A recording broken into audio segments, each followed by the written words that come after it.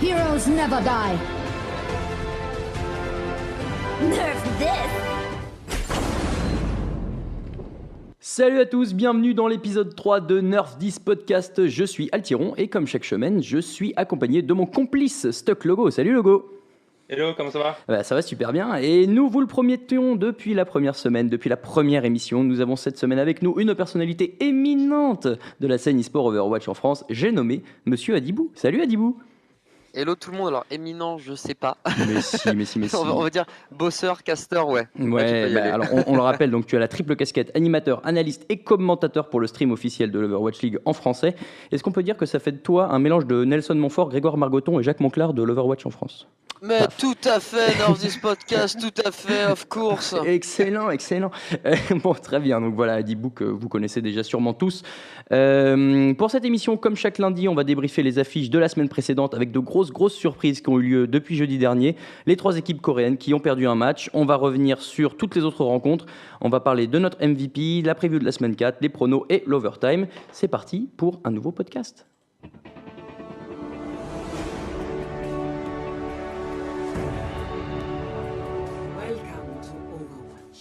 Et alors juste avant de parler de ces matchs, une petite breaking news qui va nous faire tous plaisir puisque, on le sait depuis vendredi, les équipes peuvent signer les joueurs pour la phase 2 et samedi, le propriétaire des Dallas Fuel, qui est Mark Ruffale, a annoncé qu'ils avaient signé AKM, l'ancien DPS des Rogues et du 6 de France. C'était un peu le top free agent qui était encore disponible et il est très fort sur son soldat 76, on le sait, qui n'est pas trop méta, mais il peut aussi jouer d'autres persos. Est-ce que, messieurs, d'après vous, il va être titulaire déjà ? C'est la première question. Adibou, qu'est-ce que tu en penses ? C'est vraiment un super recrutement. Ça, pour le coup, en termes d'hitscan et en termes de gars surmotivés, c'est vraiment pas mal, puisque apparemment, il s'entraîne beaucoup sur Genji. Donc, il ouvre vraiment le pic des possibilités avec sa diva aussi à côté. Donc, je pense que c'est un très très bon choix, mais pour le moment, on le voit déjà Dallas se chercher. Donc, tu rajoutes AKM, ça fait double recherche. Donc, je ne sais pas trop comment il va réellement s'intégrer dans le système DPS finalement des Dallas. C'est la grande question. Loïc, toi, Logo, excuse-moi, l'habitude. Tu le verrais à la place de qui, toi, s'il pouvait intégrer cet effectif ? C'est assez compliqué, je dirais quand même que Effect reste indiscutable top DPS pour le moment du côté de Dallas. Après, est-ce qu'il va être capable d'assurer le rôle de Genji, comme disait Adibou ? Ça va être principalement son job, j'imagine, vu la méta actuelle. Et Pharah derrière pour les maps de contrôle. Je pense qu'il va quand même alterner avec les autres DPS de l'équipe qui sont peut-être plus forts sur Junkrat. On pense notamment à Seagull, qui est très fort sur son Junkrat. Mais à voir. C'est assez difficile d'imaginer comme ça AKM bien s'intégrer dans l'équipe, étant donné que, comme tu disais, son pick phare, ça reste soldat, et qu'aujourd'hui dans la méta, c'est quand même assez rare. On le voit assez peu jouer, mine de rien. On va voir, ça fait en tout cas une recrue de choix et puis bon, comme il est français, ça nous fait toujours un peu plaisir aussi. Les matchs de la semaine 3 et on l'a vu, ça y est, les dieux peuvent saigner puisque, on l'a dit, toutes les équipes coréennes ont perdu un match et on va commencer avec la première énorme surprise, on peut le dire, c'était pas exagéré, c'était la victoire de Boston Uprising 3-2 face à London Spitfire. Ça c'était jeudi à 23h et c'était on peut le dire l'upset, puisque Boston, qui était une équipe pas trop attendue en début de saison, qu'on croyait un peu composée de briques et de broc, elle bat cette équipe de Londres qui était un des favoris. On a eu un gros striker, un gros Dream Casper qui ont fait le boulot, et moi j'ai été impressionné surtout par Gamzu en tank qui a fait un boulot phénoménal. Adibou, toi, qu'est-ce qui t'a le plus surpris dans cette victoire ? C'est pareil, c'est vraiment toute l'équipe qui a step up d'un coup. Alors, je ne sais pas si Londres était trop confiant sur cette rencontre parce que tu l'as dit, Boston c'est vraiment l'underdogs, l'équipe qui n'est pas du tout attendue dans cette compétition. Mais là, elle a réussi à faire des beaux résultats. Je crois qu'elle a 3 victoires, 3 défaites en plus. Donc même depuis ces 3 premières semaines, finalement, on a quelque chose de très solide. Et Dream Casper, c'est vrai qu'il ne s'est pas fait Dream Casperiser trop souvent. Et ça, je pense aussi que ça a pu faire la différence. Il est à 66 kills, 56 morts, donc plus 10. Striker, il est à 63, 37, donc plus 26. Et ils ont été capables de sortir des plays au bon moment. Toi, Logo, tu me demandais hors émission, est-ce que c'est pas le meilleur DPS non coréen ? Explique-toi. Bah, il est extrêmement volatile, Dreamcasper, hein. Il est Mm. capable, il a un pool de personnages qui est extrêmement impressionnant. On peut penser un peu à Fleta, même si le pool n'est pas exactement le même, mais c'est un peu le même genre de casse-tête pour les équipes adverses. Parce que quand on le counter avec un pick phare, quand il est très fort sur Genji, qu'on le counter, bah, il est capable derrière de trouver un autre pick et d'être encore une fois effectif avec. Donc c'est quand même très impressionnant. Et sur tous les types de maps, il est fort, hein. Sur les contrôles, il est extrêmement fort. Sur les captures, il est incroyable. Enfin, il a un niveau qui est impressionnant. La semaine dernière, j'avais un peu mis des doutes sur sa capacité à être consistant d'une semaine à l'autre. Et là, Un peu, c'est depuis vrai. 3 semaines, il a un niveau incroyable. Adibou, tu l'as dit, est-ce qu'ils sont pas est-ce qu'ils ont pas trop un peu pris de haut? Il y a plusieurs choix de compos, moi, que je trouve étonnants. Alors Rascal, c'est toujours un peu l'énigme, on sait pas trop quand est-ce qu'il joue. Là, il est rentré sur Anubis, mais on l'a pas trop vu. On a fait jouer Oureg à la place de Profit. Est-ce que finalement les Spitfire, ils ont pas un peu aligné leur équipe B? Là, tu sens effectivement que c'était le moment où il fallait tenter des choses. C'était au lieu de faire ça en pré-saison, du coup, tu fais ça vraiment en Overwatch League et c'est important aussi de le faire parce que la Mhm. pré-saison, c'est pas non plus l'élément où tous les joueurs vont vraiment jouer à fond et ben ça a payé. Ouais, voilà. Voilà, ça a payé, mais pas pour Londres, pour Boston. Et effectivement, je pense que si tu avais aligné l'équipe à instant, Boston n'aurait peut-être pas pu performer malgré sa très belle performance. Du Mm. coup, tout le monde a très bien joué. Et tu l'as dit aussi, le tank qui a été très impressionnant, Gamsu, qui est solide, même si je trouve plus intéressant avec Kalios que Noté. Et ça, ouais, c'est juste Ouais, personnel. ouais, on pourra, on va peut-être en parler sur le match d'après, vu que c'était plus Kalios qui a joué. Il y a quand même du bon hein, chez Londres, on va pas se mentir. Il y a Bédocine qui est exceptionnel sur son Zenyatta, qui meurt très peu, il meurt que dans 5% des teamfights, qui a son ulti très rapidement aussi. Et ça, c'est un truc qui fait la différence. Maintenant, voilà, on l'a vu, cette map, elle a été jusqu'au bout, et il a fallu jouer aussi sur des maps de contrôle, genre Lijiang Tower. Moi, enfin, Logo, je sais pas ce que tu en penses, mais moi, je pensais que c'était des maps qui étaient plus en faveur de Londres, ce genre de map, et là, c'est Boston qui gagne.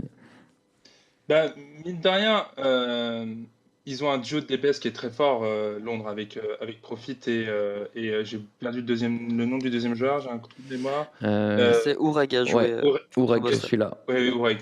Ils sont quand même très forts. Mais derrière, les individualités de Boston sont aussi très forts. On a parlé de Casper et Striker, c'est un duo de DPS qui a largement ce niveau-là, le niveau des DPS de Londres. Gamzu est très fort. Il n'y a que Kelex qui est un petit peu limite, je trouve, pour le moment, pour cette équipe de Boston, parce qu'il a du mal à rester en vie. Mais Kelex, c'est le support. Hein. ouais, c'est le support danois. Mais derrière, Boston, ils ont quand même de très belles individualités. Et puis, ils n'ont pas eu peur. Franchement, c'est ça qui était impressionnant. Ils étaient à une victoire pour 3 défaites avant ce match. Et franchement, on n'avait pas l'impression qu'ils avaient ce bilan-là, quoi. On a l'impression que c'était une équipe qui était à 3-3 aussi et qui voulait, bah voilà, qui avait toutes ses chances et qui le savait. Donc ils ont joué crânement leur chance et finalement bah, c'est ce qui leur a payé pour ce match-là. Messieurs, je crois qu'on a fait le tour de cette première rencontre de la semaine 3. La deuxième que je voudrais vous proposer, c'est la victoire des Philadelphia Fusion 3-2 face au New York Excelsior. Ça, c'était c'était le match juste après. Donc après ce premier upset, on se disait waouh, semaine incroyable. Imagine si en plus Excelsior perd face à Fusion. Bah ouais, paf. Il y a eu il y a un play qui a été impressionnant pour moi qui détermine peut-être la nouvelle, le nouveau visage des fusions. C'est Fraggy qui, sur la fin de Dorado, tu as un payload qui est coincé à 4 minutes et à 4 mètres pardon, du deuxième point. Et en fait, au début, New York tient, tu te dis c'est fini, ils vont gagner 3-1. Et la Fraggy tente un ultime sauvetage et ça passe. Derrière, ils égalisent et map de contrôle qui est gagné par les fusions, un peu dans le même momentum. Fraggy, on l'a beaucoup vu depuis le début de l'Overwatch League et Adibou, c'est pas toi qui va me contredire. Au début, il était très agressif et c'était un peu suicidaire, c'est-à-dire que ça servait pas à grand-chose. J'ai l'impression que maintenant, il est mieux canalisé. Alors, il est un peu mieux canalisé, surtout lorsqu'il est sur Orisa, puisqu'il peut pas, voilà, Bah, il peut pas sauter à foncer. droite à gauche. Pour le coup, ça c'est pas mal pour le cadenasser de manière diplomatique. Mais je trouve encore un peu trop énervé sur son Winston. Après, tu l'as dit, au moins il fait des dégâts. Mm. Au moins il crée de l'espace, il force l'équipe à se concentrer sur lui, l'équipe adverse, mais il meurt vraiment très régulièrement. Cela Et pour dit, le coup, c'est ce qui leur a permis de passer contre New York. Donc, ouais. c'est difficile de tirer sur quelqu'un qui finalement arrive à faire des belles choses et à déverrouiller des situations contre des Coréens. Et puis c'est roleplay, finalement, un Winston énervé, voilà, tu peux te dire qu'il colle au personnage. L'essorage primordial tout le temps. Ouais, c'est ça, le gars essaie d'influencer le truc. Non, quand on parle des fusions, alors déjà, il y a l'autre tank qu'on suit beaucoup, Poco, qui est notre petit français, qui maintenant est un peu moins, on va dire, flashy avec son ulti, qui avait fait un peu sa renommée dans les premières semaines, parce que maintenant, les gens en face savent à quoi s'attendre. Par contre, il y a ce duo de DPS que moi personnellement j'adore, qui sont Shadowburn et Carpe, et qui font le café à chaque match, je trouve. Et Logo, je crois que tu es d'accord avec moi sur ce point. Ah bah je les adore. Et justement, le fait que Poco ait été neutralisé, ça a joué aussi sur leur succès sur ce match-là. C'est-à-dire que on sait que New York, là, ils ont scouté le match, ils ont vu que Poco était très fort, et le Winston gardait sa bulle à chaque fois pour gérer l'ulti de Poco. Et derrière, ça a créé des espaces. Tout simplement, le fait que New York se focalise sur Poco et qu'il attire l'attention, derrière, les deux DPS qui sont très volatiles de Philadelphie bougent beaucoup. Enfin, c'est Tracer et Genji la plupart du temps, c'est quand même très mobile. Ils ont su en profiter et puis derrière être très agressif. Et voilà, le fait que Poco canalise l'attention, mine de rien, même s'il fait pas le dégât, ça sert à l'équipe indirectement. Ouais, y a un truc chez les Philadelphia Fusion qui est un peu moins bien pour l'instant, c'est les cartes de contrôle. Ils ont un peu tendance à caper en premier et derrière à pas savoir trop comment défendre. Ils sont meilleurs dans le rôle de l'attaquant et quand ils sont un peu au pied du mur, parce que là, quand ils ont les cartes en main et leurs ultis et tout, ils ont tendance, moi je trouve, un peu à tout claquer d'un coup et à voir ce qui se passe. Et ça passe pas forcément, surtout quand tu es une équipe de New York en face qui est très organisée. En tout cas, moi, c'est ce que j'ai remarqué sur ce match-là. Maintenant, bon, alors New York, c'est pas encore la crise. Il y a quand même de super bons joueurs. Il y a Sabeolby, j'arrive jamais à le dire celui-là. Sabeolby qui prend un peu plus d'ampleur chaque semaine. Il y a Jonak aussi qui est un super bon support. Même si Jonak sur ce match-là était moins vu. Oui. On l'a moins vu faire de DPS. C'est vrai aussi. Et alors, moi, il y a aussi un autre truc que j'ai trouvé flagrant sur ce match-là, c'est Libero, qui d'habitude arrive à influer les combats en la faveur de New York. Sur ces maps, notamment les maps de contrôle, il a été très bien contrôlé, c'est le cas de le dire, par Shadowburn en face, avec sa Pharah, notamment à la fin. Je ne sais pas si vous vous souvenez, Shadowburn prend la Pharah sur tout le Lijiang, et en face, Libero cherche et fuit le duel limite. On aurait dit qu'en fait il avait peur de Shadowburn. Je sais pas si vous l'avez ressenti comme ça aussi. Toi Adibou, est-ce que c'est ça que vous avez vu, que finalement on dirait qu'il essayait d'esquiver un peu pour le contrer mais que ça n'a pas marché? Mais ça de toute façon, de base, lorsque tu sais que deux joueurs jouent leur pick phare, parce que Shadow a quand même un gros Genji, une grosse Pharah, c'est comme si tu mettais Hydration de Gladiators qui prend pas la Pharah. Tu vois, c'est pareil, tu sens que déjà qu'il y a un problème et tu sens que tu es en dessous. Si tu laisses ce duel aérien, et voilà, tout le monde connaît Pharah, si tu la laisses reine dans les airs, c'est une game quasiment perdue. Et on l'a vu à de nombreuses reprises. Donc le fait que Libero n'ait pas vraiment joué à 200% ce duel, déjà c'est en défaveur des New York, et tant mieux, puisque du coup ça a permis à Philly de renfoncer un clou finalement dans la tombe des Coréens. Oui, pour notre plus grand plaisir, à nous Français, fans de cette équipe, bien sûr. Et puis alors, Shadowburn, on en parle encore un peu, mais j'ai l'impression que son terrain de jeu, c'est le point B d'Anubis. Vous savez, c'est fin de map où il est systématiquement sous l'âme du dragon, à dasher tout ce qui bouge, et tu vois le kill feed avec marqué Shadowburn, qui kill, qui dash, qui kill, qui dash, et c'est un truc de fou. Moi j'ai l'impression qu'à chaque map, je sais pas si vous le voyez aussi, mais c'est pareil. Oui, effectivement, je me souviens de ce moment-là. C'était impressionnant de voir tous les resets de sa frappe du vent. Et à chaque fois, il touche et il cible parfaitement bien les cibles à l'OPV. Mais c'est là aussi où tu vois du coup que le shot caller du coup est celui qui annonce les cibles à battre, fait un boulot d'enfer, et c'est un super soldat. Au-delà aussi d'avoir une belle capacité à réagir tout seul, ou d'avoir un beau plan de duel à l'âme du dragon, tu sens que c'est un super soldat et qu'il vise où il faut, quand il faut. Et effectivement, ce moment-là sur le temple d'Anubis, c'était très impressionnant. Ouais, mais même c'est pas la première fois. Oh, vas-y, Logo. Oui, je disais pour rebondir, c'est le travail du shot caller. Ce qui est impressionnant, c'est que le shot caller, c'est Carpe. Il joue très ça. C'est extrêmement dur d'avoir une vision du jeu quand on est obligé de flanquer, quand on est sur les supports, enfin voilà, avec une vitesse comme ça. Et ça, c'est vraiment spectaculaire de la part de Carpe, qui déjà fait des plays de ouf, on en parlera tout à l'heure. Mais de savoir qu'il est capable de driver cette équipe en ayant cette intensité de jeu derrière, c'est vraiment spectaculaire. Et c'est d'autant plus spectaculaire que ces Philadelphia Fusion, on le sait, ils ont commencé après tout le monde, ils n'ont pas pu faire la pré-saison. Et ce retard qu'ils avaient et que Poco expliquait dans les premières interviews qu'il a eues, qui les mettait un peu derrière et qui leur permettait peut-être pas d'avoir les mêmes automatismes que d'autres équipes, finalement ils l'ont comblé hyper rapidement. Et j'ai l'impression que ça y est, on voit enfin les vrais Philadelphia Fusion et qui vont être de sérieux prétendants, déjà pour les premières phases, mais même pour après, pourquoi pas aller chercher les playoffs, alors que bah, voilà, on les attendait peut-être pas tout aussi haut, aussi vite. Voilà, c'est ce que j'en pense. On a pas mal parlé de ce match-là, donc on va parler maintenant du troisième qui nous intéressait, à savoir, alors on va encore parler de New York Excelsior, mais là cette fois-ci ils ont gagné, et c'était face au Seoul Dynasty, ils ont gagné 3-2, donc c'était des matchs hyper serrés à chaque fois, mais bon, on s'y attendait, ça aurait été encore plus impressionnant qu'une équipe coréenne prenne un 4-0. Et alors ce match-là, bah alors peut-être suite à leur défaite de la veille Excelsior face à Philly, face au Dynasty, ils ont eu je sais pas, une sorte de réveil. Ils ont eu je sais pas, ouais, c'est ça, un déclic. Et ils ont été beaucoup plus en contrôle, j'ai l'impression, que contre Philadelphie, où ils subissaient à chaque fois. Là, ils ont contrôlé à chaque fois un peu tout en face. Et on parlait tout à l'heure, tu l'as dit, Logo, c'est vrai, il y en a qui n'avaient pas été très en forme. Là, sur le match face à Séoul, il a été bien plus performant. C'est BLB aussi. Et quand tu as des joueurs à ce niveau-là, bon, bah, tu es à peu près imbattable. Je sais pas ce que de Logo, qu'est-ce que tu en as pensé? Pour revenir sur le SBB, il est vraiment monté en puissance cette semaine. Ah C'est-à-dire que oui, moi, je l'avais pardon, on dit trouvé SBB pour Seb ALB, maintenant ce sera plus simple. Oui. Il était un peu décevant, je trouve. Non pas qu'il était mauvais lors des 2 semaines précédentes, mais il était moins en vue, il était moins spectaculaire, on le voyait moins dans le kill feed. Et là, pour le coup, il a vraiment fait le job. Là, sur le match, il est à 70 kills pour 32 morts, donc plus 38, ce qui est Ouais, quand c'est même beaucoup. impressionnant. Franchement, il a vraiment harassé la backline de Séoul pendant toute la partie. Toby, il est mort 44 fois, donc c'est Ce monstrueux. qui est beaucoup, ouais. Et en face, Jonak, derrière, lui, il a retrouvé le niveau qu'il avait perdu face à Philadelphie. Il y a un moment donné sur Horizon où il charge son ulti en 33 secondes, il l'utilise, et après il recharge son ulti en 43 secondes. Ouais. Ça, c'est vraiment très très fort. Donc en 1 minute 30, tu as 2 transcendances, donc en fait tu fais ce que tu veux sur le point. Il y a plein d'autres joueurs, hein. Là pour le coup tous les Excelsior ont été assez bons. Adibou, j'ai une stat pour toi, je ne sais pas si tu la connais. Dis-moi. Tu vas me dire ce que tu en penses.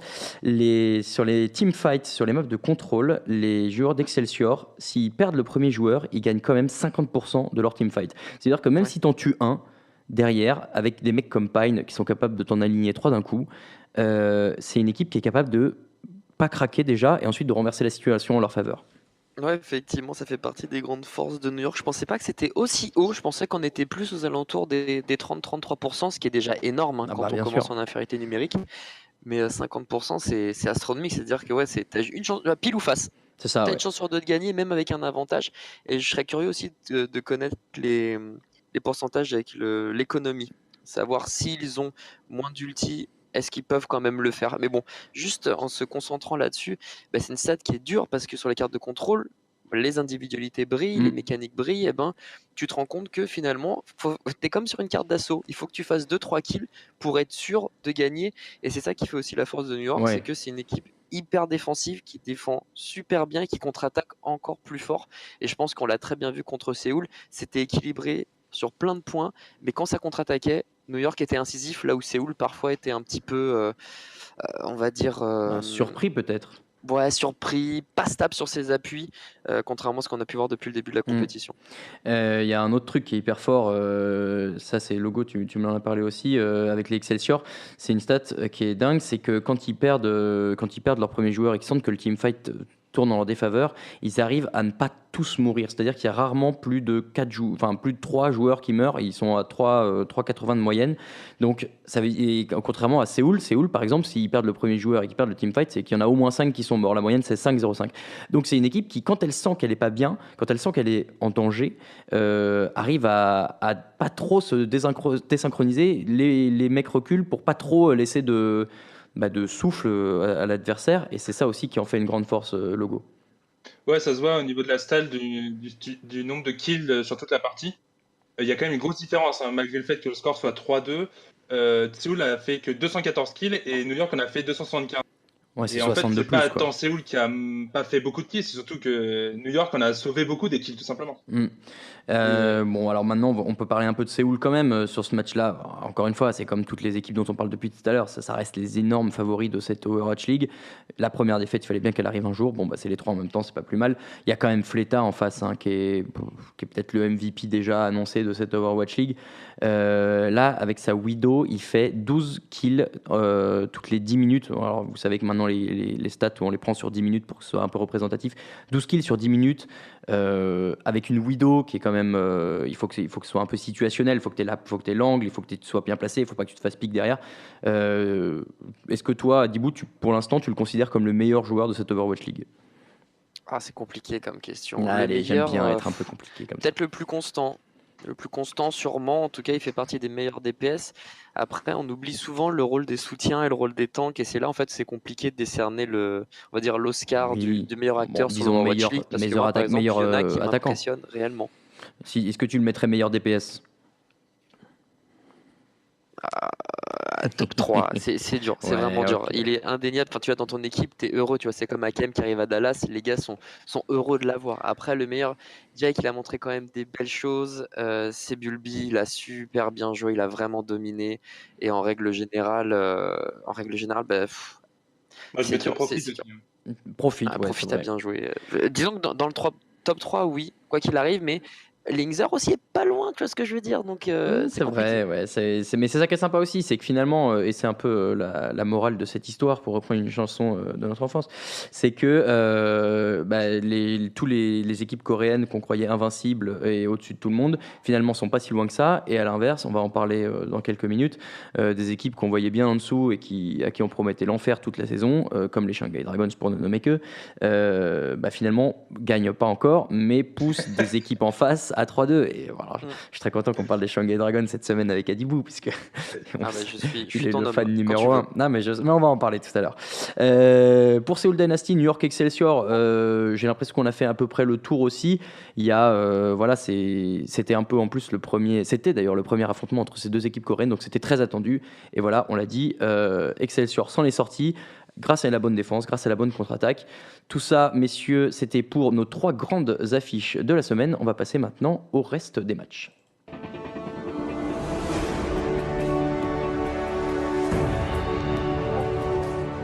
Capture the objective.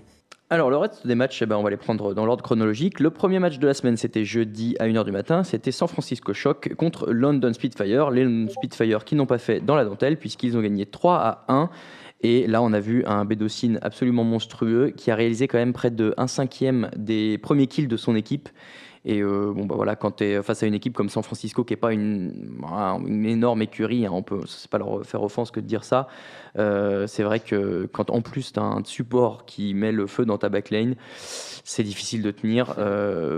À Dibou, on est d'accord qu'il n'y a pas eu grand suspense sur ce match. Non, c'est trop compliqué. Bidocine termine MVP, c'est mérité. Mais pour les Ouais. San Francisco Shock, c'est une écurie qui n'est pas encore complète. Il manque des joueurs qui qui n'ont pas atteint l'âge légal encore pour jouer en Overwatch League. Donc j'attends avec impatience l'arrivée notamment de Sinatra. Vraiment, j'ai hâte qu'il vienne et que avec sa tresseur, il puisse rivaliser avec les Bunny, les Birdring, etc. C'est quand son anniversaire? C'est en mars, Au lui? mois de mars, il Ouais, me c'est semble. ça, hein, ouais, donc ça va être courant de la phase 2.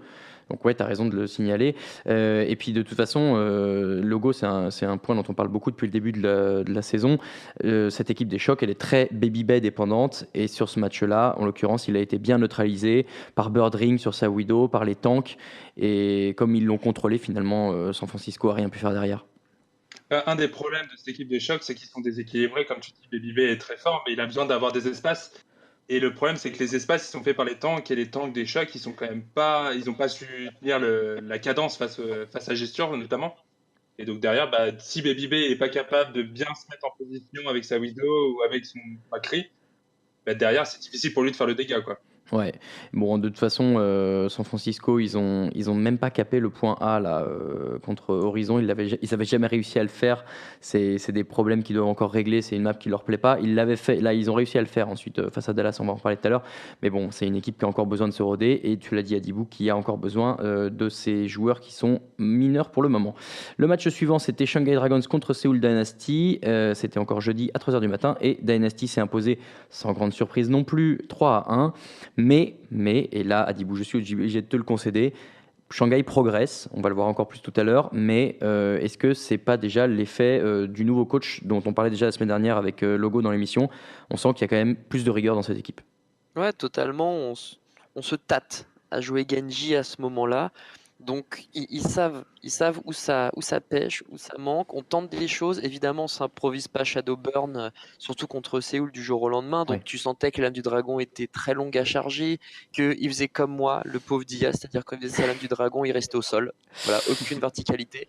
Mais je lui en veux pas. C'est une équipe que j'apprécie. J'espère qu'elle fera mieux que ce qu'elle fait aujourd'hui.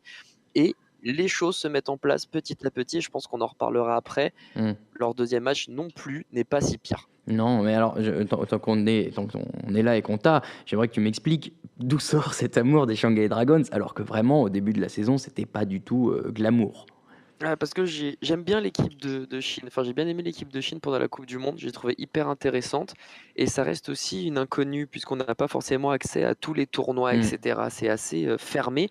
Et du coup, j'ai entendu beaucoup de bien de la Chine, de la part de joueurs pro, de coachs, etc.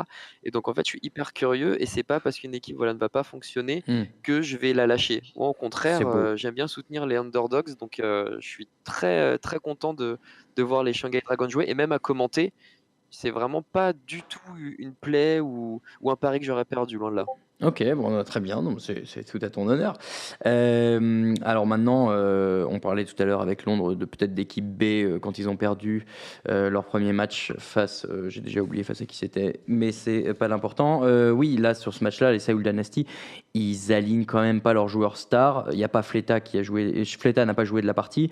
Wicked l'a remplacé, a été très bon avec 69 kills, 29 morts seulement. Et Logo, tu peux peut-être en parler aussi, mais Bunny, il a fait le boulot. Ouais, sur le deuxième match, qui était celui dont on a parlé tout à l'heure de Séoul, ils ont fait tourner le flanqueur à côté de Fleta. Et là, pour le coup, c'était Bunny pendant toute la partie. Et il a fait le job, hein. Après, Shanghai, un de leurs gros défauts, c'est Merci. Ils ont un problème de positionnement avec. Et bon, là, s'il y avait du mieux du côté des Dragons, à ce niveau-là, c'était pas non plus top encore. Et du coup, Bunny a très bien su être opportuniste et profiter de ces erreurs-là, tout simplement. Ouais, bon, de toute façon, le résultat était pas impressionnant, pas très attendu en tout cas. Match suivant, c'était le troisième match du jeudi, et c'était Los Angeles Gladiators face à Los Angeles Valiant. C'était un match qu'on avait déjà vu en pré-saison, le derby Los Angelesien, je sais pas comment on dit. Bon, on va dire Los Angelesien, et c'est les Valiant qui l'ont emporté, mais alors 3-2, c'était très serré, peut-être un peu plus que ce qu'on croyait, et surtout c'était la fameuse remontada avec les Valiant qui étaient menés 2-0 après deux maps et qui ont réussi à gagner la map de contrôle, à gagner la map. Ah oui, on l'a pas dit, maintenant ça a changé, c'est la map d'escorte qui est la dernière, contrairement à ce qui était le cas dans les deux premières semaines. Et donc, voilà, les Valiant qui gagnent les deux maps suivantes et qui s'imposent dans la map tiebreaker. Et alors, il y a un truc, moi, qui m'a étonné et que vous n'avez pas manqué de remarquer aussi, messieurs, c'est Unco et Carif, donc les deux supports des Valiant, qui ont switché. Logo, tu peux peut-être nous en dire un mot. Avant, c'était plutôt Unco qui était sur les îles comme Zenyatta et Carif qui prenait Merci. Et là, ça a changé. Ouais, alors je suppose que du côté des Valiant, on a jugé qu'Unco n'était pas assez efficace, tout simplement, sur son Zenyatta. Et on a décidé donc de switch. Karev, qui est un joueur coréen qui est quand même très solide sur son Zenyatta et qui l'a montré sur ce match. Après, c'est une période d'adaptation. Unco a jamais vraiment joué au niveau pro Ange. Et il a eu un peu de mal à gérer les focus et à vraiment dash correctement pour éviter de mourir. Ça s'était un petit peu mieux sur notre match, mais c'est vrai que ça a été une des problématiques de Los Angeles Valiant sur cette rencontre. Il y a un autre truc, toi, Adibou, je sais pas si tu es d'accord, mais sur ce match-là, Soon a peut-être pas été à son meilleur niveau. Face à Asher, en tout cas, il a souffert de la comparaison. Ouais, c'était un peu compliqué. Là, Asher, il était vraiment remonté, le joueur coréen de Tracer. C'était en tout cas un beau match, hein. Franchement, la remontada, je m'y attendais pas. J'étais sûr que les Gladiators allaient enfoncer le clou et en fait, pas du tout. Et je vais juste rebondir sur Anko, sur Sarange, que sur Twitter, il s'était fait pas mal bombarder et critiquer. Mais c'est vrai que à ce niveau-là, tu changes de perso. Bon, il connaît Ange, je présume. Enfin, je veux Oui, dire, bah, j'espère là-dessus, qu'il on a est pas d'accord. découvert le personnage la veille, quoi. Voilà, clairement. Mais c'est vrai que lorsque tu joues contre des équipes qui sont beaucoup plus fortes, par exemple, qu'ils avaient joué au début contre San Francisco, Dallas, bon, c'est compliqué, mais après, quand tu joues New York, quand tu joues Londres, voilà, qu'on te fait switcher, que tu tombes directement sur le derby, ben, franchement, les gars, ils ont une belle dive, ils peuvent quand même aller te chercher, ils peuvent t'embêter, etc. Et jouer Ange, c'est vraiment compliqué. Mm. Donc, pour lui, je pense qu'il a bien répondu et que c'est pas si pire et que franchement, en plus, il est vraiment monté en puissance après sur le match d'après. Bon, certes contre Floride, mais il a vraiment su se repositionner comme il fallait et je pense que c'est un petit plus qu'il faut souligner en sa faveur, puisque en plus tu passes d'un gameplay qui est quand même assez différent, hein, Ah bah oui. entre un Zen et une Ange, donc il s'est bien battu. Ça aurait pu être mieux, mais franchement, c'était pas si pire. Ouais, en tout cas, ça le met en valeur de prouver qu'il est capable de tenir à peu près la baraque quand il change aussi rapidement, et Totalement. surtout dans un derby, tu l'as dit, et surtout face à des joueurs en face, notamment un Hydration, tu l'as évoqué tout à l'heure d'ailleurs, Adibou, qui, je trouve, s'affirme de plus en plus chaque semaine. Au début de l'Overwatch League, cette équipe de Gladiators, on ne savait pas trop où la placer, et finalement, j'ai l'impression que chaque semaine, elle devient un peu de plus en plus forte, et notamment grâce à Hydration, qui fait un boulot plus que correct en tout cas. Ouais, c'est sûr, Redration, moi ça fait partie de mes chouchous du coup que je suivais déjà à l'époque et que je suis heureux de voir actuellement, puisqu'il n'a pas forcément joué dans des structures, on va dire, incroyables, inoubliables, etc. Hmm. Donc du coup, le voir jouer là, et puis surtout, le dernier match, le voir quasiment titulaire quoi, dans les types A, et c'est plutôt Surefour et Asher qu'on fait balloter, quoi. Hmm. Ça m'a vraiment fait plaisir. Après, il est vraiment godlike sur sa Pharah.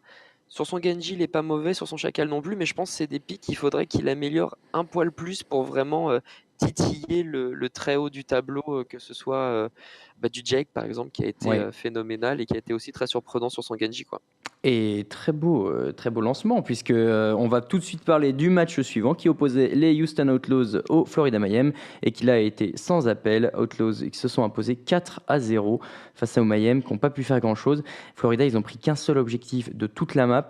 Il y a quand même Tevik qui est pas dégoûtant. Il y a aussi des joueurs comme Logix qui font du bon boulot hein, chez les Mayhem. Mais derrière, quand tu joues une équipe de Houston en plus qui arrive, qui est hyper en forme, qui est sur une dynamique incroyable. Et je sais pas ce que toi, Logo, t'en penses, mais j'ai l'impression que Houston, qu'on considérait un peu comme un poil à gratter au début de la saison, en disant ah, attention, ils peuvent être difficiles, bah en fait, ils sont limite en train de devenir une des meilleures équipes non coréennes.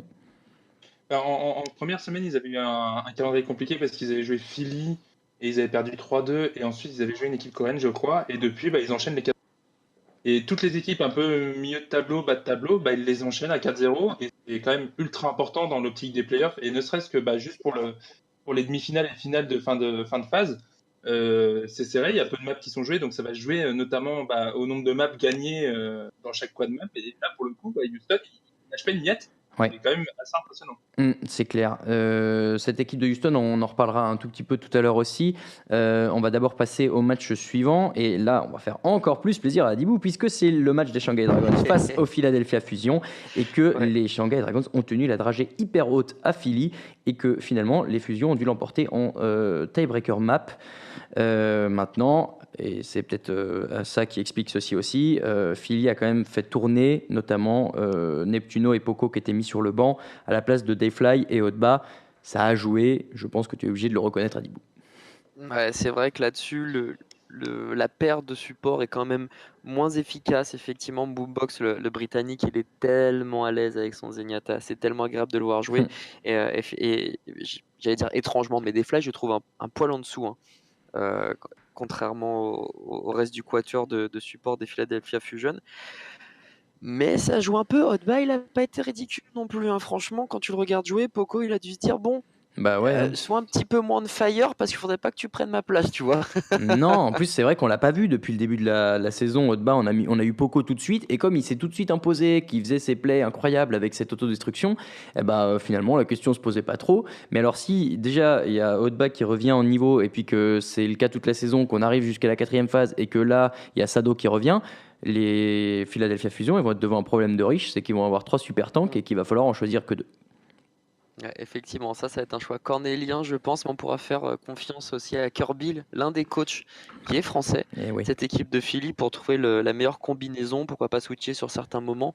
Mais voilà, comme tu dis, mieux vaut avoir plein de bons joueurs et se dire ouh là là, comment je vais Ouais, faire, c'est c'est clair. compliqué, plutôt que se dire bon ben voilà, on a une Ange qui est irremplaçable et qui est mauvaise, qu'est-ce qu'on en fait?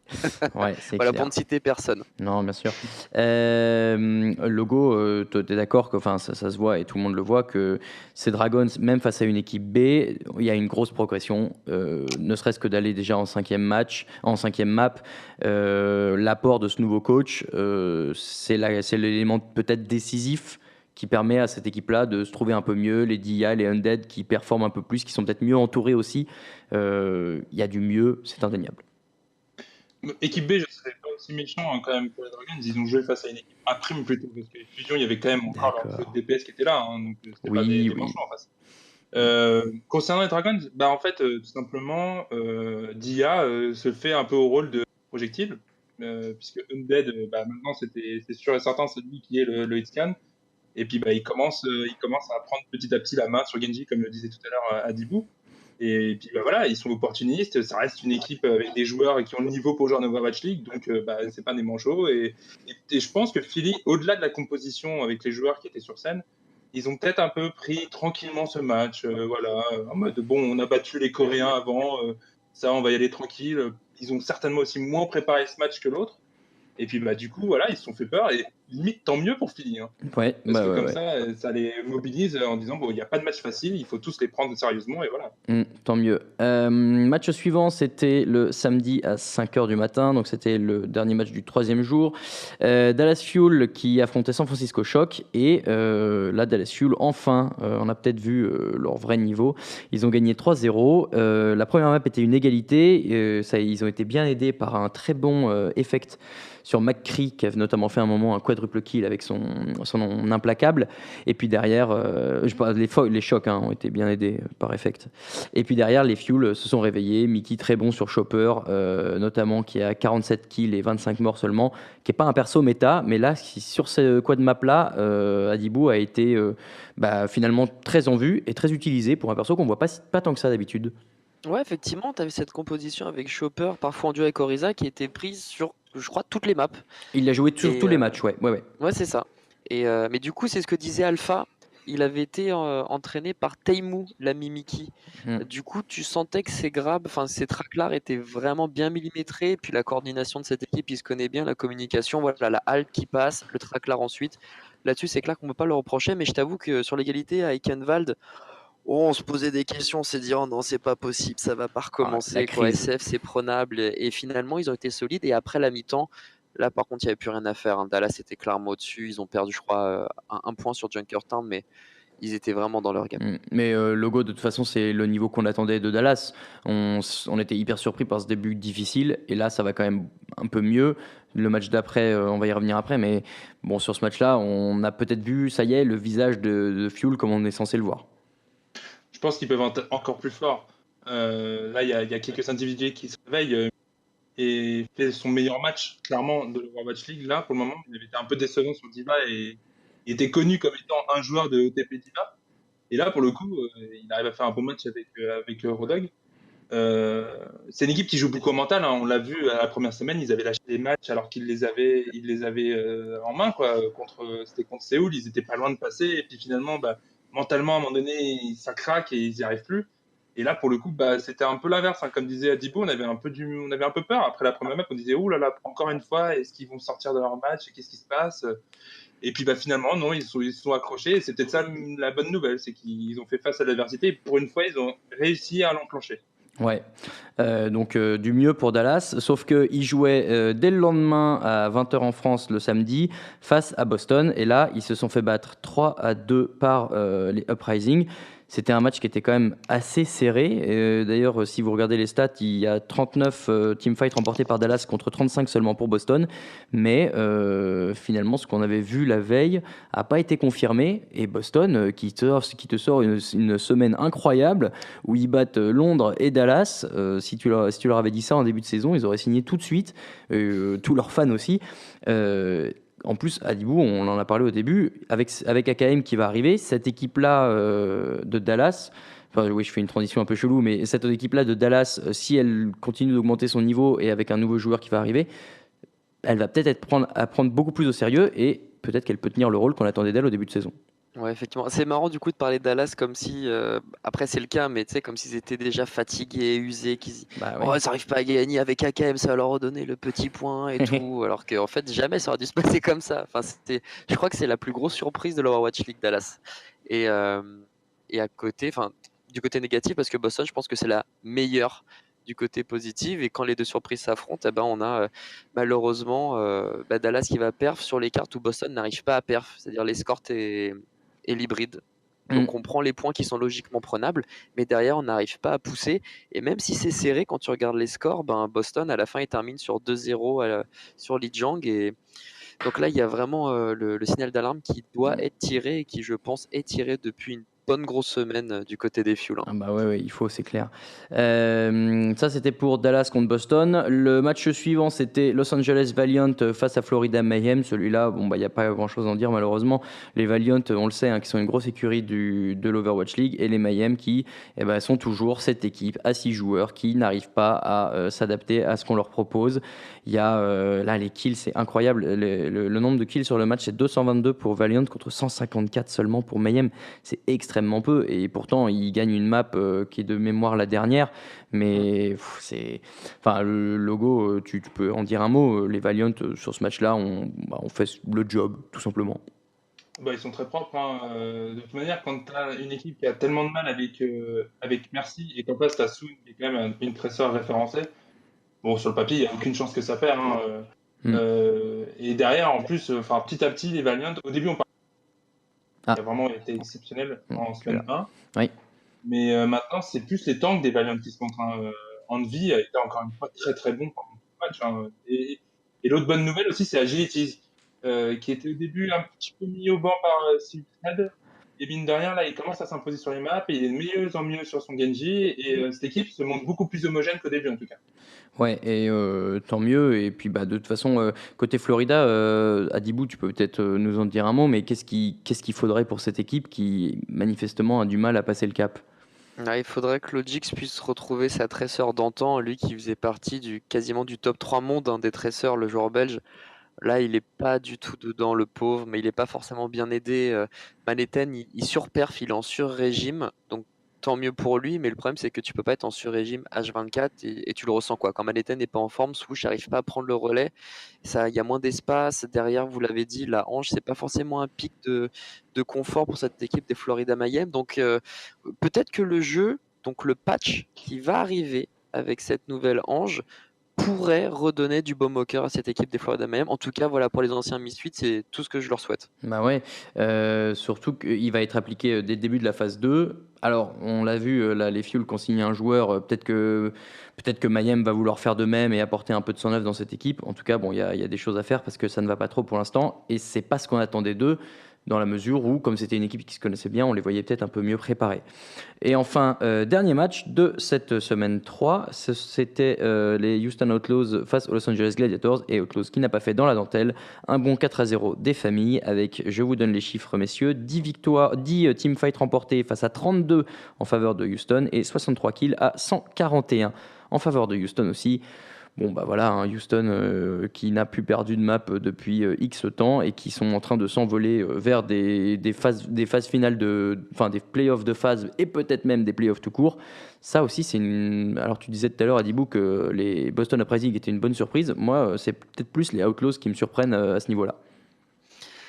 Après Houston, j'ai un peu de mal avec le côté arrogant de Jake, mais bon, ça fait partie du joueur, ça fait partie du spectacle aussi. Il faut toujours tu sais, un bad guy, beau gosse, qui mâche du chewing-gum en interview, Toi, tu tu vois, avec dis les dents arrogant, blanches. Bon, toi. voilà, ça fait partie du délire. Moi, j'ai vraiment énormément de mal, et comme en plus je supporte l'équipe des Gladiators, je peux te dire que ça Bah fait mal. voilà. Le 4-0, il fait mal parce que je C'était crois pas que ton c'est match. peut-être le pire match que j'ai vu depuis l'Overwatch League, devant Shanghai, devant Floride, etc.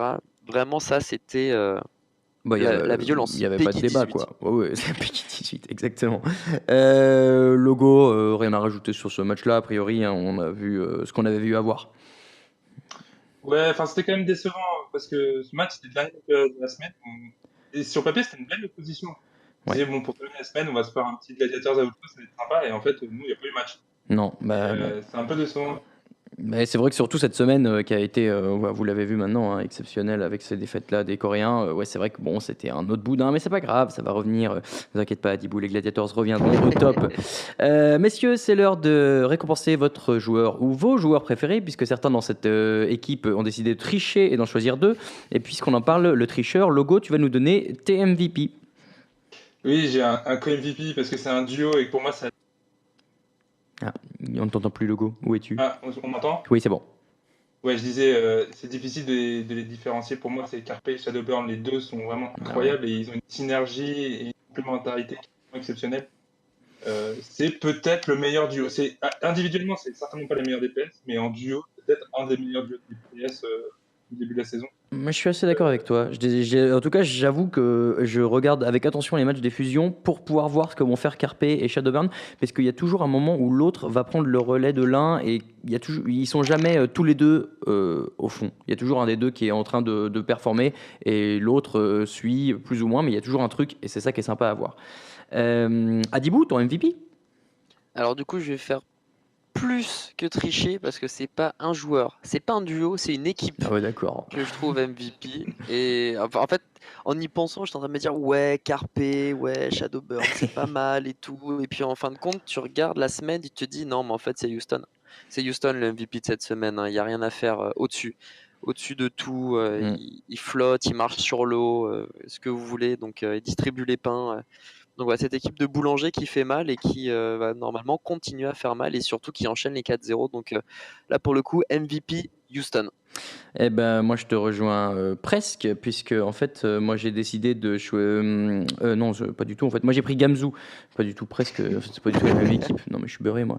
C'est pas du tout la même équipe. Moi, j'ai choisi Gamzu. Excusez-moi. Donc, le tank des Boston Uprising, qui a été. En fait, qui n'a pas été décisif toute la map face à Londres, mais les matchs qu'ils ont gagnés, c'est en très grande partie grâce à lui. Je pense notamment à un play, moi, qui m'a impressionné sur Anubis à la fin, où en Winston sur Rage Primordial, il est à l'entrée du point de sortie de Londres et avec ses points, il repousse tout le monde dans le point d'apparition. Et donc personne n'a rien pu faire. Et sur toutes les victoires, encore une fois, de cette quad map-là, qui était une quad map impressionnante vu qu'ils ont gagné face à Londres, eh ben, il a réussi à faire le boulot. Donc moi, mon MVP à moi, c'est Gamzu.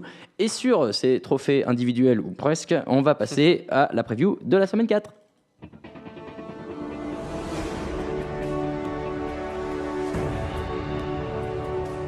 Escort the payload. Bon, messieurs, on a beaucoup parlé, mais c'est normal parce qu'on aime bien ça. Et on va aller un tout petit peu plus rapidement sur cette semaine 4 qui s'annonce.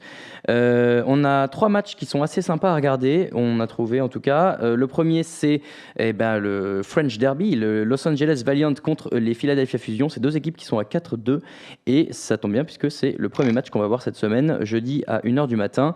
Il y a plein de choses à voir, il y a plein de matchs dans le match. Notamment les duels de tanks, hein, on l'a dit tout à l'heure, les tanks de Valiant qui sont hyper bons, les deux tanks de fusion avec Poco et Fragi aussi. Voilà, j'ai l'impression que ce match-là, au-delà de l'affrontement qui nous intéresse entre les Français, est sympa parce qu'il est très équilibré. Adibou, est-ce que tu es d'accord? Là, je suis totalement d'accord. Et ça faisait aussi partie des matchs qui me plaisaient. Et quand tu m'as dit, alors lesquels tu verrais, ben, celui-là, clairement, en fait partie. Après, d'un côté, enfin, je pense que les Valiant sont un duo tank plus fort, mais que les Philadelphia Fusion, on a un duo DPS plus agressif. Donc Mm. du coup, ça compense un peu, tu vois, le déséquilibre. Et j'ai vraiment hâte de voir ce match-là. En tout cas, quoi qu'il arrive, il y a des Français qui gagnent. Donc Ouais, c'est c'est cool. parfait, on est tous contents. L'autre match qu'on vous propose de suivre avec attention, c'est celui qui oppose les London Spitfire à 5-1 face au Seoul Dynasty à 5-1 aussi. Celui-là, il aura lieu vendredi à 3h du matin, donc c'est le dernier match du deuxième jour. Et Logo, on l'a vu la semaine dernière, on a eu notre premier affrontement coréo-coréen, et c'était hyper spectaculaire. Et celui-là, c'est le deuxième, et il promet de l'être tout autant. Ouais, bah là, on attend encore une fois un quad map en 5 en 5 maps, forcément. Probablement. On va avoir un duel de DPS entre Pro et Feta qui va être incroyable, je le sais déjà. Et puis aussi, on en parle moins, un duel de off-healer, de healer offensif entre Bedozing et Rujung. Ouais. Les deux, ils ont un niveau aussi exceptionnel, avec les 3 meilleurs healers, je pense. Mm. Et ce qui va être très intéressant, c'est que Séoul a eu du mal à se dépatouiller face à New York, qui est une équipe qui est très défensive, et qui est plus fort en défense qu'en attaque. Et là, Londres, c'est exactement inverse.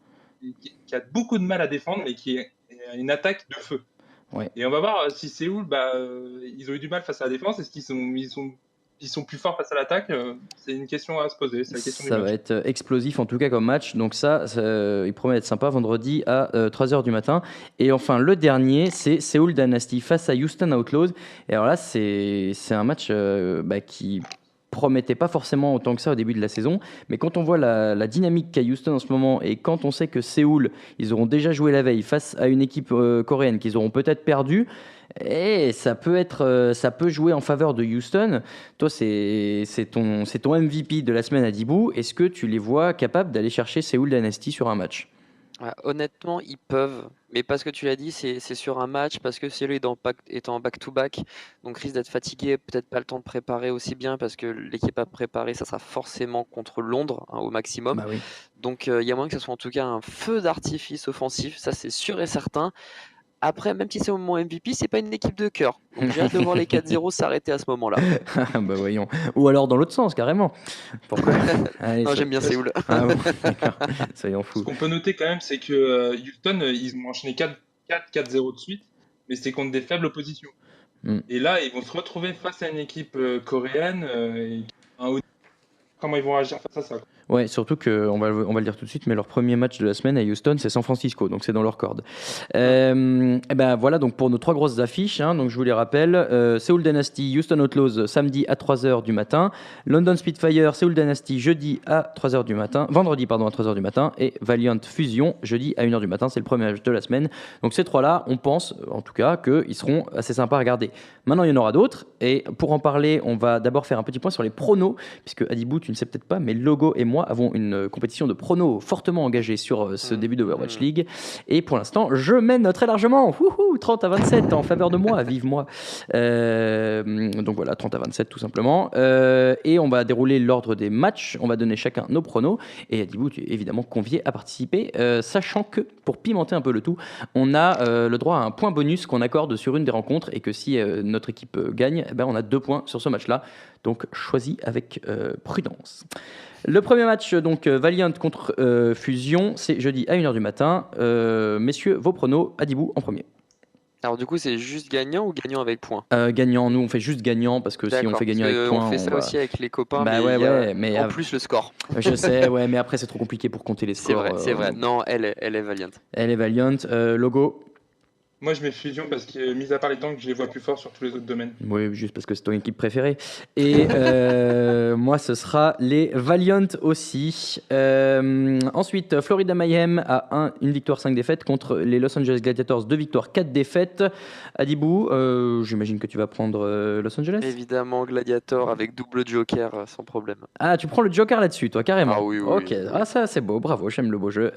Logo, ton prono? Ouais, Hydration va découper la backline de Florida, Los Angeles, Ouais, facile. c'est très probable. Gladiators pour moi aussi. Le troisième match, c'est Houston Outlaws face au San Francisco Shock. 4-2 pour Outlaws, 2-4 pour le Shock. C'est à 5h du matin jeudi. Voilà, il n'y a pas grand-chose. Enfin, les Houston Outlaws, ils ont 16 maps remportées d'affilée. Et c'est tout à fait dans leur corde. Ils aiment bien mettre des 4-0 à ces gens-là. À votre avis, c'est le cas encore ici? Non, on risque de voir 20-0 pour le coup. On risque de voir la 20e victoire d'affilée des Houston Outlaws. Bah ouais, t'es d'accord Ouais, aussi, j'aimerais Logo? bien que Jack se taise. Quelle haine, moi je l'aime bien, je le trouve sympa. Mais je prends les Outlaws aussi de toute façon. Le jour suivant, c'est le deuxième jour et à 23h, vous aurez jeudi les Philadelphia Fusion à 4-2 contre les Dallas Fuel à 1-5. Donc on l'a dit, un Dallas qui va un peu mieux mais qui affronte quand même une équipe qui est très en forme. Messieurs, quel est votre prono Adibou sur celui-là par exemple? Bah, j'aimerais voir Dallas se réveiller contre Philadelphie, mais je pense pas que ça aille au bout. Ça va être serré, mais je mettrais l'équipe des Fusions devant. Logo? Ouais, pareil, j'imagine bien un 3-2, mais quand même au talent pour les fusions. Ouais, moi aussi, je crois que les fusions peuvent l'emporter. Match suivant, New York Excelsior à 5-1 contre Shanghai Dragons à 0 et 6. Ça, c'est vendredi à 1h du matin. Bon, Shanghai, on l'a dit, c'est mieux. Maintenant, New York, c'est pas leur plus gros affrontement de la semaine. Ils ont un autre gros match ensuite. Peut-être qu'ils vont vouloir, je sais pas, se préparer plus. Est-ce qu'ils vont passer sur celui-ci? Je pense pas pour autant. Moi, j'ai tendance à croire que Excelsior peut gagner. Logo? Ouais, enfin, faut pas oublier les 3 équipes coréennes, elles vont être mobilisées cette semaine, hein. Elles ont toutes les 3 perdu une map. Ils vont vouloir être plus appliqués cette semaine. Donc moi, je prends New York et avec le bonus. Oh, un point bonus utilisé, très bien. Et toi, Adibou? Ouais, New York, Shanghai, il faut qu'ils se réveillent, mais en douceur. Faut pas leur jeter un seau d'eau au visage. Ouais, Faut y aller mollo. le réveil du dragon est long et terrible. Match suivant, c'est London Spitfire face à Seoul Dynasty. On en a un petit peu parlé. C'est vendredi à 3h du matin. Votre pronostic, messieurs? Tiens, Logo, commence. Moi, je vois Séoul gagner. Oh, très bien. Adibou, toi, tu diras quoi? Ah, je verrais Séoul aussi. Je Ah. verrais Séoul très sérieux, plus sérieux que contre New York. Et Londres, qui est très agressive, risque de finalement en payer les frais de cette agressivité. Donc je pense Séoul. Eh ben, moi, j'ai tendance à croire que justement, Spitfire peut les perturber avec cette agressivité un peu excessive. Donc, je vais me mettre en porte-à-faux face à vous. Match suivant, c'est le troisième jour. C'est samedi à 1h du matin. San Francisco Shock à 2-4 contre Florida Miami à 1-5. Il y avait déjà eu un match comme ça en pré-saison et Shock avait gagné 3-1. D'ailleurs, à ce moment-là, on s'est dit que ça allait peut-être être une mauvaise saison pour Florida. Bon, ben, Baby Bay, enfin, San Francisco dépend beaucoup de Baby Bay, mais comme il est très fort sur McCree, il peut peut-être shut down la traceur de Logix. Adibou, qu'est-ce que t'en penses? Bah, ça risque d'être pas si simple que ça pour San Francisco. Toutefois, je mets San Francisco gagnant, mais sur un petit 3-1 ou même un 3-2, je pense. Je pense que Floride va être bien agressif aussi de son côté. Si Logic se réveille, ça risque d'être dangereux. Logo? Ouais, ça va dépendre de s'ils arrivent à mettre la pression sur Baby Bay. Moi, je pense que les chocs vont passer. J'imagine bien un 3-1, un 3-2 aussi, ouais. Eh ben moi, je vais vous dire que je prends Mayhem parce que je pense justement que leur coordination un peu plus avancée du fait de leur expérience peut contrer Baby Bay et donc leur permettre de l'emporter face au choc. Match suivant, Seoul Dynasty 5-1 face à Houston Outlaws 4-2. On en a déjà parlé aussi. C'est samedi à 3h du matin. Logo, ton prono? C'est bien de forcer Junkrat pour Jake, mais à mon avis, Séoul, ils ont plus d'un tour dans leur sac pardon, pour s'en occuper, donc je vois Séoul gagner. Adibou aussi? Ouais, Séoul sur un 3-2, je pense. Jack il va sortir son Genji, donc ça va être cool, mais il va être moins impactant. Et je pense que le Chacal, il est attendu au tournant, mais sur 20 km. Donc ça va être plus compliqué pour lui de jouer son jeu habituel. Ouais, je suis d'accord. Bah, de toute façon, Dynasty semble favori. Maintenant, un 3-2, ce serait quand même une belle performance pour Outlaws face à cette équipe-là. Ouais, parce que je pense qu'il va switch sur Genji beaucoup plus régulièrement. Possible, ouais. Et le temps d'adaptation des dynasties va faire en sorte qu'il va pouvoir gagner plutôt une ou deux cartes, je pense. Possible, ouais. Los Angeles Gladiators à 2-4 contre Boston Uprising à 3 partout. Ça, c'est samedi à 5h du matin. C'est le dernier match du troisième jour.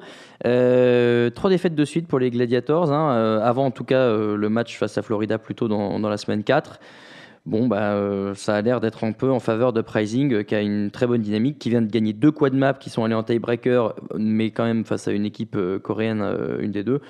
Et puis qui vont jouer les deux équipes de Los Angeles en 15 heures d'intervalle. Donc ils vont jouer, on le sait, on va en parler tout à l'heure, ils vont jouer le lendemain les Valiant.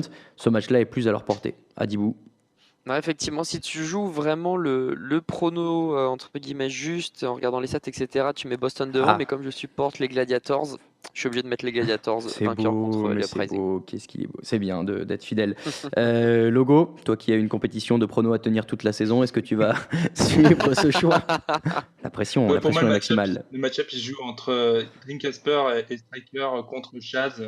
Est-ce que Chaz va être capable de protéger toute la backline à lui tout seul? Là, c'est un très bon Genji. J'ai perdu le joueur Zenyatta, pardon. Mais à mon avis, gérer les deux en même temps, ça va être compliqué, donc je vois quand même Boston gagner. Oui, moi aussi, j'ai l'impression que Boston est dans une meilleure dynamique en tout cas. Et puis notre dernier jour, nous aurons en début à 20h samedi Shanghai Dragons à 0,6 contre London Spitfire à 5-1. C'est l'équipe qui attaque le mieux face à l'équipe qui défend le moins bien. Donc on va sûrement avoir des time banks de fou malade avec des 8 minutes pour prendre le deuxième point sur Anubis, des trucs comme ça. Messieurs, votre prono, Adibou, qu'est-ce que tu en penses?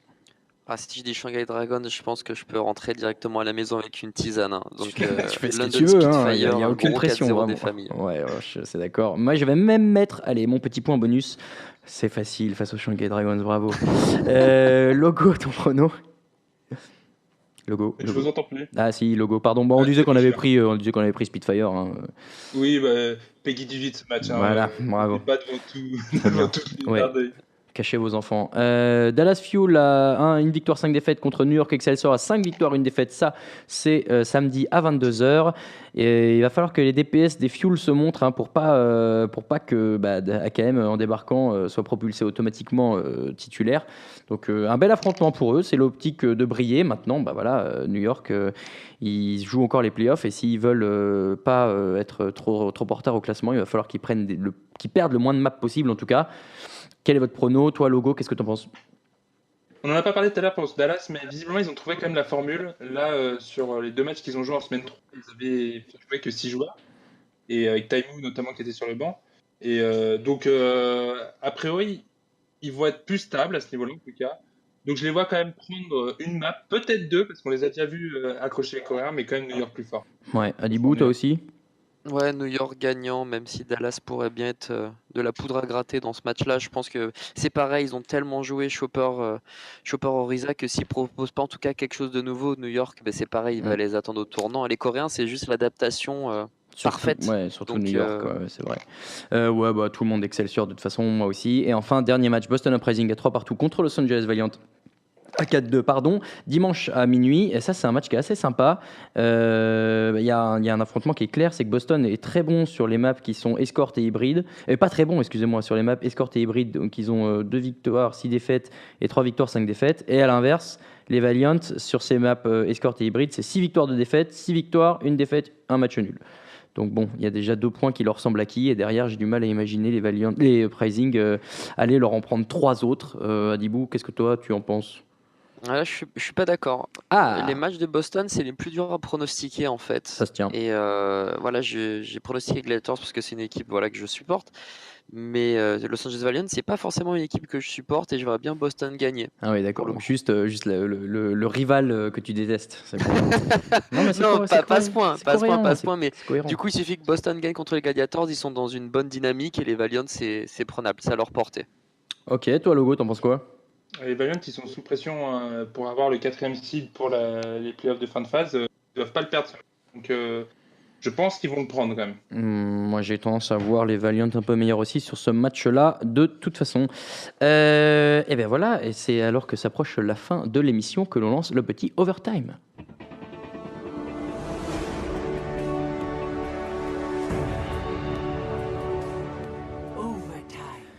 Logo, est-ce que tu es prêt? Adibou, je te rappelle le principe de l'overtime, des questions et des réponses sans réflexion, c'est plus drôle. Logo, tu as tes questions sous les yeux? Let's go. Allez, c'est parti. Messieurs, la meilleure action de la semaine à votre avis, la bombe de Carpe avec sa Tracer volante ou le quad kill de Striker avec l'ulti de Tracer? Qu'est-ce que vous préférez? Logo, il a fait une très belle bombe aussi avec Tracer. Oui, pardon, je me suis trompé, c'est pas ça que je voulais dire. Non, la bombe de Carpe, il a fait moins de kills, mais elle est monstrueuse, incroyable. Ouais. La bombe sur Ange, phénoménal, c'est triple dash retour, ouais, c'est génial, moi je prends ça aussi. Profit, il a fait un doigt d'honneur en réponse d'un blague d'un coach. Il a eu $1000 d'amende. Est-ce que vous trouvez ça juste? Moi je trouve ça sévère, j'avoue, mais bon. Sévère mais obligatoire, si tu veux avoir les standards de la NBA, etc., en termes de propreté, de franchise et tout, il faut le punir. Et même s'il y a une explication, il y a sanction, faute sanction. Je suis d'accord. Avant cette semaine 3, les Dragons se sont excusés sur les réseaux sociaux pour leur niveau de jeu. Qui d'autre devrait s'excuser? Adibou. Dallas. Logo. Rocus pour sa coiffure. Ok. Logo, c'est à toi, oui. Bah oui, je t'entends parler. Pardon. Non, tu m'as pas entendu? Non. Donc, on a vu le basketteur Chris Bosh et l'acteur Owen Wilson traîner du côté de la Blizzard Arena. Vous les imaginez jouer quel perso? Alors moi j'ai réfléchi à cette question. Chris Bosh, la tortue, je le vois jouer un tank, donc plutôt Winston. Et Owen Wilson qui jouait un cowboy dans La Nuit au musée, je le vois jouer McCree. Voilà. Pour Chris Bosh, c'est la même, vu que son surnom c'est la tortue. Bah ouais. C'est exactement la même chose. Owen Wilson, il faudrait un blond, un peu beau gosse. Il pourrait jouer le rôle de Jake peut-être, avec une teinture. Pourquoi pas. Logo, toi tu voyais qui? Chris Bosh, je le voyais bien en Zarya. Et Owen Wilson, je sais pas, il a une petite tête de fouine, je trouve, donc je le voyais bien tresseur. Oh, Chacal, j'étais en train de me dire Chacal, tu sais, tu mets Owen Wilson des pics avec du feu au bout. Pas bête. Messieurs, combien seriez-vous prêts à mettre pour un billet d'entrée au Blizzard World, la nouvelle map qui est sortie sur Overwatch? Waouh, et ça fait radin si je dis 15 €, parce qu'en vrai, je pense que ça vaut plus. Hein. Ah bah, c'est toi. À toi, si on te demandait à combien tu serais prêt à mettre, jusqu'à combien tirer en fait? C'est ça la question. 15 € c'est le bon prix, mais en vrai, je pense que tu peux aller jusqu'à 40-50. Toi, Logo? Moi, je prends le billet d'avion direct, je suis capable de mettre 1 000 $ rien que dans ma classe. Moi, ça, toi, t'es un malade. Bon, moi, de toute façon, je suis un fanboy de Blizzard, donc j'avoue que je paye 100 € l'entrée s'il faut. Et donc, la dernière question, c'est qui a la meilleure coupe de cheveux du cast FR de Overwatch League? L'outil ou Alpha? L'outil, moi, je pense. Ah là là, non, la meilleure en termes de propreté, la petite coupe qui va bien et tout, chez Toine. Après, en termes de coiffer, décoiffer, bref, l'outil, sûr, 200%. Bah ouais, bien sûr, moi je trouve aussi. Toi, Logo, tu prends qui? Bah, l'avantage de l'outil, c'est qu'à chaque plan, c'est une nouvelle surprise, donc au moins, on s'ennuie pas. C'est beau, fantastique. Et Adibou qui tape sur ses collègues, j'adore ça. Mais messieurs, c'est ainsi que se termine le 3e épisode de Nerf This Podcast. Merci de nous avoir suivis, merci Logo, et surtout merci à toi Adibou d'avoir été le premier à venir dans le podcast, on espère pas le dernier. Voilà, un grand merci, tu pourras dire du bien de nous, qu'on est sympa, qu'on est drôle. À tous tes copains, vous pouvez nous retrouver sur les réseaux sociaux, @NerfThisCast pour l'émission, @MrAdibou pour Adibou, @Stuck_Logo pour Logo, et @RaoulVDG pour moi. Ouais, je suis le seul à pas avoir de pseudo dans mon adresse, ça va changer bientôt. On est aussi sur iTunes, n'hésitez pas à nous mettre tout plein d'étoiles pour qu'on soit bien référencé. On est aussi sur SoundCloud. Vous pourrez retrouver Adibou dès jeudi très tôt dans la nuit avec toute l'équipe de Overwatch League pour le cast FR sur tous les bons sites, sur le site officiel, sur Twitch, sur tout ce que vous voulez. Enfin, je dis ça, mais d'ailleurs, c'est peut-être pas vrai, Adibou, mais j'espère que si. Si, ça sera sur Twitch, Overwatch. Non, mais tu y seras, c'est ça que je voulais dire. J'allais dire _FR plutôt. Et sinon, je crois qu'aussi sur la MLG, tu dois avoir ça.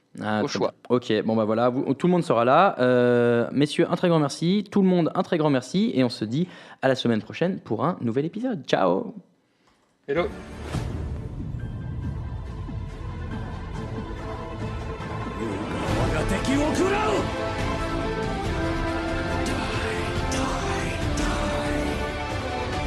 Heroes never die.